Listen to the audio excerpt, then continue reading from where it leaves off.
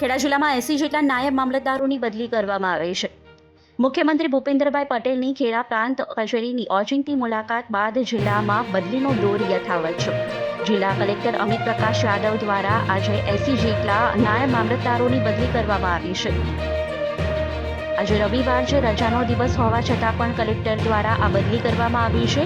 મહેસૂલ પુરવઠા, મહેસૂલ ઈ-ધરા સહિતના નાયબ મામલતદારોની કલેક્ટર દ્વારા બદલી કરવામાં આવી છે. આ સાથે લોકસભાની ચૂંટણીમાં જોડાયેલા નાયબ મામલતદારો સિવાયના તમામને તાત્કાલિક બદલીની જગ્યાએ હાજર થવા સૂચના આપવામાં આવી છે.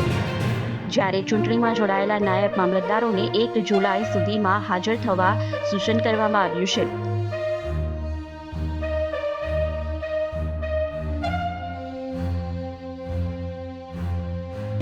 મહત્વનું છે કે છેલ્લા ઘણા સમયથી ખેડા જિલ્લાના વિવિધ તાલુકાઓમાં સરકારી જમીન બારોબાર વેચી દેવાના કિસ્સાઓ સામે આવી રહ્યા હતા. આ દરમિયાન મુખ્યમંત્રી દ્વારા ખેડા પ્રાંત કચેરીની ઓચિંતી મુલાકાત લેવામાં આવી, જે બાદ ખેડા મામલતદારની તાત્કાલિક બદલી કરવામાં આવી.